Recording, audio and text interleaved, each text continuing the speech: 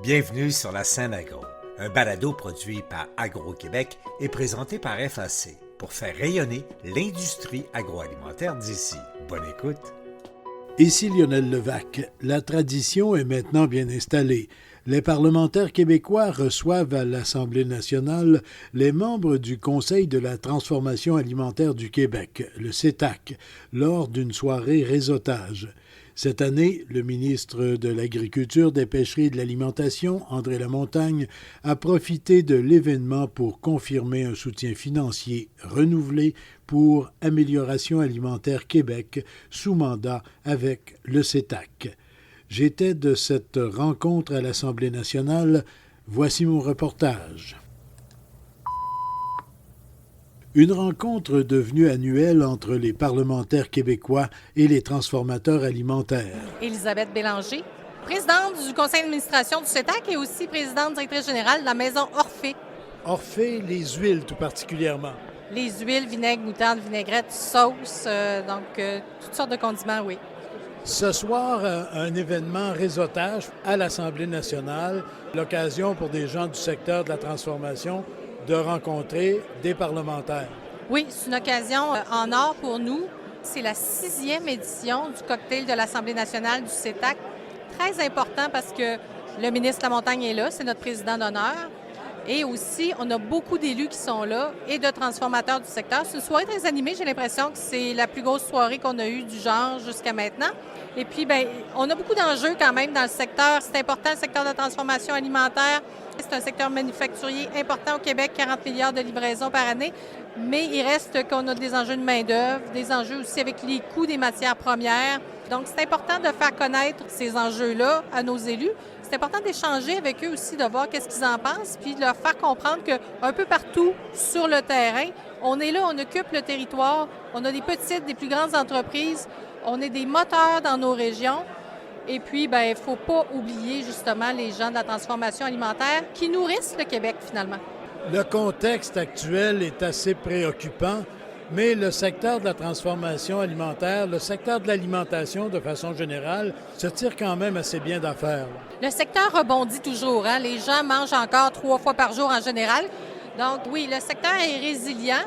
Mais c'est une année, moi, ce que j'entends, où il y a des gens qui ont fait des investissements, donc les taux d'intérêt s'attirent un peu partout. Payer plus d'intérêt, c'est de l'argent qu'on n'a pas pour aller chercher des ressources pour faire du développement d'affaires, faire de l'innovation, faire de l'automatisation.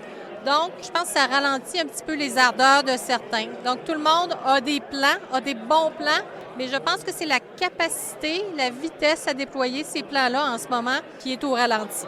Il faut rester vigilant, là. Je pense qu'il faut rester vigilant, il faut être optimiste. Et je sens qu'il y a quand même un optimisme qui est là, parce que c'est un secteur qui en a vu d'autres aussi. Mais je pense que les gens ont une certaine prudence en ce moment, qui est bonne, qui est saine, mais en même temps, c'est le moment de saisir certaines occasions, certaines opportunités dans le marché, et puis d'assurer d'être bien en place pour continuer, en fin de compte, de développer notre autonomie alimentaire au Québec.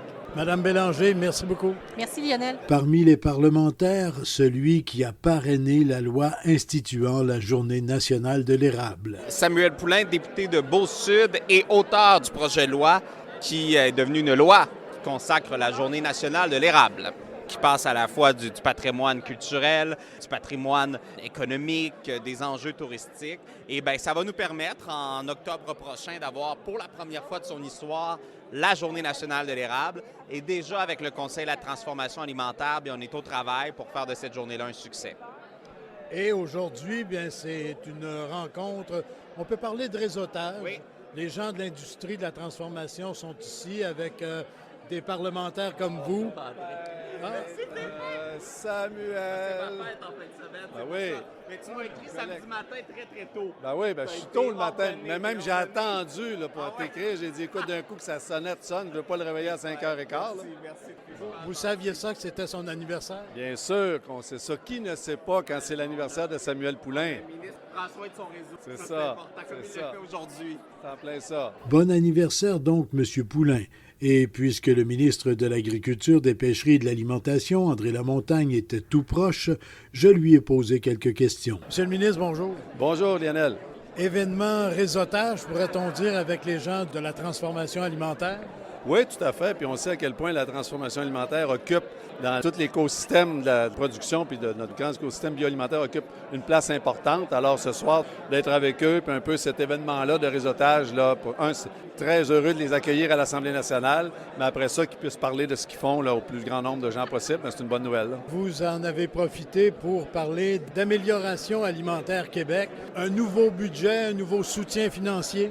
Oui, bien, on le sait, le défi avec la transformation alimentaire, c'est de toujours améliorer la qualité nutritive pour vraiment que ce soit de la saine alimentation. On a un programme au ministère qui s'appelle l'Alimentation Santé. Et puis, le CETAC a développé une approche, une initiative qui s'appelle l'Amélioration Alimentation Québec, qu'on a soutenue. Puis ce soir, j'ai annoncé un soutien additionnel de 750 000 pour les 3 prochaines années dans le cadre d'un projet plus large d'1 100 000 du CETAC là, pour accompagner les entreprises, pour améliorer les qualités nutritives des aliments transformés au Québec. Là. Merci, M. le ministre. Merci, ça fait plaisir. Revenons à l'érable, dont nous parlions il y a quelques instants. Jean-Marc Lavoie du Conseil de l'industrie de l'érable. Très important d'échanger, de les rencontrer et de se permettre de les tenir au courant de nos défis et challenges dans l'industrie. Alors, des soirées comme ce soir, c'est très important. La saison de l'érable est bonne cette année. C'est une très bonne saison, je vous le confirme. La qualité est au rendez-vous, la quantité est au rendez-vous. Alors, tout le monde semble bien heureux de la situation. On ne manquera pas de sirop. On ne manquera pas de sirop. Les entreprises de transformation, de préparation du sirop, de distribution du sirop vont pouvoir opérer sans aucune contrainte. Là. Sans problème. Cette année, je vous confirme que la récolte est suffisante pour remplir les besoins des transformateurs. Évidemment, s'il y avait eu une petite récolte, ça aurait pu être un défi, un challenge, on le savait déjà. Maintenant, on est sûr qu'il y a eu une bonne récolte, alors nos besoins sont couverts et on semble même être capable de mettre de l'inventaire dans la réserve stratégique. Tout baigne dans le sirop. C'est sucré à souhait. Et de l'érable à la mayonnaise. Hugo Magnan de Groupe Mag. Groupe Mag, on est spécialisé dans les mousses de fruits de mer au départ. Maintenant, on fait des mayonnaises, des vinaigrettes, des trempettes. On est situé à Saint-Augustin de Desmaures et à Lévis. On a 2 usines. C'est une entreprise familiale. Des produits qui sont dans la grande distribution qu'on retrouve en épicerie un peu partout? Oui, distribués dans les chaînes d'alimentation au Québec partout. IGA, Métro, Maxi, dans toutes les grandes chaînes. On est vraiment situé sur la tablette, à l'épicerie, à un prix compétitif, avec une liste d'ingrédients comparative avec les grandes marques. Vraiment, là, notre produit, c'est un produit qui s'adresse à monsieur, madame, tout le monde. Et surtout à l'approche de l'été, les salades, les burgers et tout ça, là, vous avez une gamme là, qui peut être à la satisfaction de bien des gens. Là. Tout à fait. On a des mayonnaises assaisonnées. On a des saveurs comme burger, ranch épicé, Tex-Mex, mayonnaise à la truffe. On est finaliste là, au Grand Prix canadien des nouveaux produits avec cette mayo-là. On a la mayonnaise ail noir aussi. Puis là, on vient de lancer une toute nouvelle gamme de vinaigrettes qui vont compétitionner les grandes marques. Donc, une César, Ranch, une Grecque, fines herbes, vinaigre balsamique blanc. Donc, c'est vraiment des vinaigrettes pour l'été. Vous avez dit quelque chose de très intéressant. Vos produits sont à prix compétitif. C'est un milieu pas facile, ça, parce qu'il y a de grandes multinationales dans ces créneaux-là. Là. Tout à fait. Sans les nommer, là, on a des compétiteurs internationaux. Notre place sur le marché, c'est très difficile. Les gens, quand ils nous encouragent, c'est très important. Ça fait la différence pour notre entreprise. Nous autres, on est une entreprise d'environ une 60aine d'employés. C'est toutes des familles qui vivent. Puis à chaque fois que les gens nous encouragent, ça fait toute une différence. Fait que c'est sûr que nous, nos produits s'adressent à un prix comparatif. On est souvent le même prix, des fois moins cher, ça dépend des chaînes. Puis c'est ça qui nous démarque là, de notre produit. Des gens de l'économie circulaire et de l'anti-gaspillage alimentaire étaient là également. Patrick Larouche, cofondateur de Régale-toi. Régale-toi est une gamme alimentaire vraiment faite pour nourrir les CPE, donc les centres de petite enfance, aussi tout le marché HRI. Donc, on développe vraiment une gamme alimentaire, donc vraiment des menus prêts à manger, mais on a aussi les sauces pour les prêts à manger. Là. À partir de matières brutes québécoises? 100% de tout ce qui est dans la gamme Régale-toi est fabriqué dans notre usine à nous-mêmes, qui s'appelle l'usine Ultra. On fabrique nous-mêmes toutes les matières qui sont ça. Puis on a développé des partenariats avec des maraîchers locaux du Saguenay-Lac-Saint-Jean, mais aussi en dehors de la région, pour revaloriser les légumes puis les fruits base pour tous nos menus. Donc, on se sert beaucoup de chou-fleur, betteraves, on se sert de brocolis, carottes, fraises, bleuets, framboises. Souvent des fruits et légumes qui sont déclassés, comme on dit. Absolument. On essaie de prendre le plus qu'on peut de fruits et légumes déclassés pour les revaloriser. Patrick Mougin, je suis à l'initiative du Craquelin Rebond. Moi, je revalorise les drèches de brasserie, des brasseries autour de Joliette, Malmström, l'Albion, l'apothicaire à Saint-Jacques. Je collecte la drèche, elle est encore chaude et fumante. Je l'emmène à mon atelier et j'en fabrique le craquelin le lendemain. Zéro déchet au niveau de la brasserie. Des craquelins essentiellement faits à partir de produits qui normalement seraient allés soit aux déchets ou soit à l'alimentation animale. Exactement. On a de la chance d'être en campagne, donc on va plus vers l'alimentation animale, mais 35 à 45% de la matière première qui rentre dans la composition est de la drèche qui se répartit en déchets. La marque, c'est Rebond, le nom de la compagnie, c'est Alice et Ambre. Donc nous, on prend la drèche et on en fait un craquelin. Mais on vient de tester la drèche de distillerie cette fois, 100% maïs. Donc le craquelin avec la drèche de brasserie, la croustille avec la drèche de distillerie. Alexandre Truzevich, avec Still Good Food. Still Good Food, toujours bon en français. Oui. On revalorise tous les résidus alimentaires au niveau industriel. Tout ce qui est retail, surplus d'inventaire, produits hors spec, ça va être nos bases d'intrants pour fabriquer des produits. Ça peut être du fromage, des pulpes, des fruits, des légumes. Ça peut être du chocolat, ça peut être des grains, des microbrasseries. Et ça vous permet de produire quand même une certaine gamme de produits, là? Oui, en fait, toute une gamme d'ingrédients. Également, toute une gamme de mélanges. Donc, on a pris ces ingrédients qu'on a ajoutés à des produits réguliers. Faire des gaufres, faire des crêpes, faire des scones. Et on a aussi fait des produits finis pour tout ce qui est le secteur du service alimentaire, notamment des pains burgers, des biscuits, des craquelins, des granolas, qui vont tous incorporer ces matières revalorisées. Vos produits, on les trouve où? On n'a aucunement dans le détail, donc on est 100% en B2B. À 50% va être avec le secteur manufacturier à fournir du nouvel ingrédient. L'autre 50% va être avec tout ce qui est le secteur service alimentaire, donc les hôpitaux, les écoles, les restaurants, les hôtels, à travers le Canada. Un autre député avec qui j'ai discuté aquaculture de saumon. André Fortin, je suis porte-parole en matière d'agriculture pour le Parti libéral du Québec, député de Pontiac. J'ai envie de faire une petite blague en commençant. Vous n'êtes pas tenté par la chefferie du parti? Non, pas encore, non. Bon, ce soir, une soirée réseautage, justement avec des parlementaires comme vous. C'est important pour vous, là, ce contact-là avec les gens de la transformation alimentaire? Bien, c'est important de comprendre leur réalité. On parle beaucoup du monde agricole au Québec, mais souvent le monde agricole a besoin de la transformation alimentaire avant que ça se rentre dans nos assiettes ou dans nos épiceries. Alors, c'est important pour nous de comprendre leurs préoccupations, comprendre leurs enjeux. Mais je suis aussi content de voir qu'il y a des beaux nouveaux projets, des gens qui sont en développement de projets qui sont venus ce soir mettre sur la table leurs idées puis ce qu'ils veulent pour le Québec. Alors oui, c'est important d'être là, puis je pense que c'est important d'entendre ce qu'ils vont dire. Récemment, il y a eu l'étude des crédits à l'Assemblée nationale. Il a été question de blocs d'énergie qui pourraient être alloués, par exemple, à l'aquaculture. Il y a des projets dans l'air, là. Il y a 2 grands projets au Québec. Il y en a un sur la Côte-Nord, puis il y en a un dans ma région, en Outaouais, dans l'ouest du Québec. Et c'est des projets qui pourraient nous aider à l'autonomie alimentaire en matière d'aquaculture. On n'en fait pas de saumon au Québec, alors c'est une filière de plus qu'on est capable de développer pour nourrir nos gens ici. Puis effectivement, ça demande des blocs d'énergie. Mais dans tous les projets que le ministre de l'Économie doit regarder, il me semble que les projets de transformation alimentaire, si on valorise l'agriculture tant que ça, si on valorise la transformation alimentaire, si on veut être capable d'être autosuffisant un jour en alimentation, bien, on n'a pas le choix que d'aider des projets comme ceux-là. Vous le disiez, pour ce qui est des poissons d'élevage, le saumon en particulier, on est à peu près absent là-dedans. Là. Bien, nous, on est absent, mais l'Ontario aussi est absent, le Manitoba est absent, la Saskatchewan est absente, donc il y a un marché. Donc même si nous, on le développe et on en fait assez pour notre autosuffisance alimentaire, bien, il y a un potentiel économique de le vendre à l'extérieur parce que le saumon qu'on importe en ce moment, bien, des fois, il vient de la côte ouest, mais des fois, il vient de l'Amérique du Sud, des fois, il vient d'ailleurs. Alors, il y a un énorme marché économique. Si on est capable d'aller se servir là-dedans, tant mieux pour nous.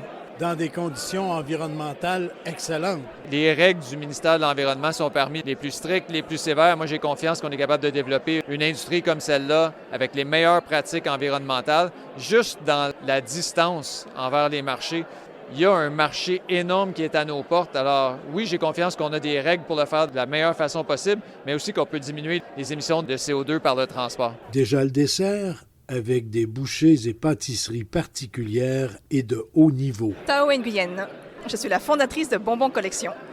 Donc on va des petits gâteaux individuels, les biscuits, jusqu'aux gros gâteaux de célébration, de mariage, mais également les petites collations qu'on peut prendre dans une cafétéria, à l'école, dans un hôpital, sur le chemin. Et toujours, ce sont des pâtisseries, des gâteaux, etc., qui sont sans allergènes. Oui, en fait, ils ne sont pas juste que sans allergènes, ils sont inclusifs. Donc, ils sont végétaliens, certifiés sans gluten, sans les 10 allergènes prioritaires, mais également, ils sont respectueux des régimes halal et kosher. Donc, avec un produit qui est aussi bon qu'un produit conventionnel, on va pouvoir aller rejoindre une clientèle beaucoup plus large. Et je me suis même laissé dire qu'il y a des gens qui ont goûté de vos gâteaux sur des vols transatlantiques. Exactement. Donc, depuis 2 ans, pour Noël, chez Qatar Airways et également British Airways, au départ de Montréal et de Toronto, on retrouve les bûches de Noël de Bonbons Collection. Une députée maintenant. Carole Mallette, députée d'Ankton-Dune. C'est important pour vous là, de venir discuter avec les gens du secteur de la transformation alimentaire? C'est très important parce que c'est les gens qui œuvrent, qui ont les vrais enjeux, mais surtout les solutions. Fait que si on n'est pas là pour les écouter, on n'aura pas les vrais enjeux, puis on n'aura pas les solutions. Fait que c'est très important. Il y a toutes sortes de préoccupations là, économiques, main-d'œuvre, etc. Là. Il y a beaucoup de dossiers préoccupants. Exactement, parce que c'est sûr qu'on ne peut pas parler de transformateurs sans parler de production primaire. Hein? On va parler de nos agriculteurs. Fait que je pense qu'ils ont des enjeux, effectivement, qui sont importants. Puis je pense que la transformation porte aussi ces enjeux-là, ils ont ces soucis-là, parce que ça en va de notre sécurité alimentaire. Et vous, vous êtes de la circonscription d'Huntingdon. Vous baignez dans le jardin du Québec, pourrait-on dire? Bien oui, parce qu'on a une MRC même qui s'appelle les Jardins de Napierville. C'est 97 % agricole. Puis on a aussi le Haut-Saint-Laurent qui est aussi à 93 % agricole. Puis on a beaucoup de variétés d'agriculture. Puis on a aussi beaucoup de transformations. C'est d'une richesse et d'une beauté, ce comté-là, surtout des grands artisans. Puis on a aussi quelques municipalités là, du Haut-Richelieu et aussi de Beauharnois-Salaberry. Donc on est vraiment très gâtés en 28 municipalités, plus notre communauté autochtone d'Akwesasne. Je pourrais dire maintenant un financier. Il préfère probablement qu'on dise qu'il accompagne les entreprises. André Surprenant, de Financement agricole Canada. Je suis vice-président financement corporatif et commercial.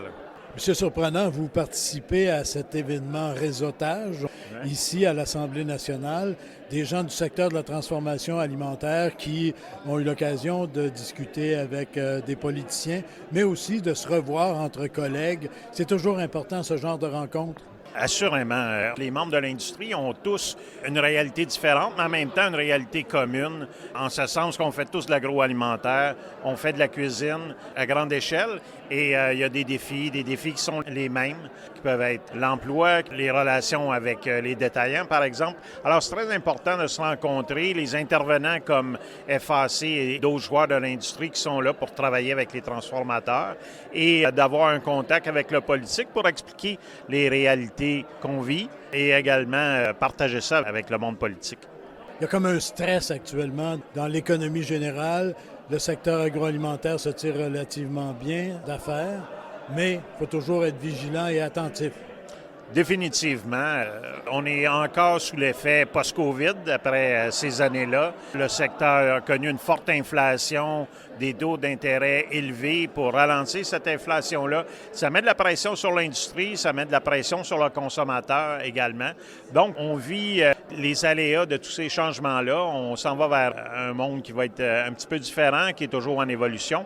Et encore une fois, c'est important de s'en parler entre nous, de trouver des solutions et d'aller chercher l'appui du gouvernement et de la fonction publique pour nous appuyer dans ces défis-là propres à l'industrie. À propos d'une viande qui a gagné en notoriété grâce à une campagne bien orchestrée récemment, je parle du canard du Québec. Sébastien Lesage, le canard goulu.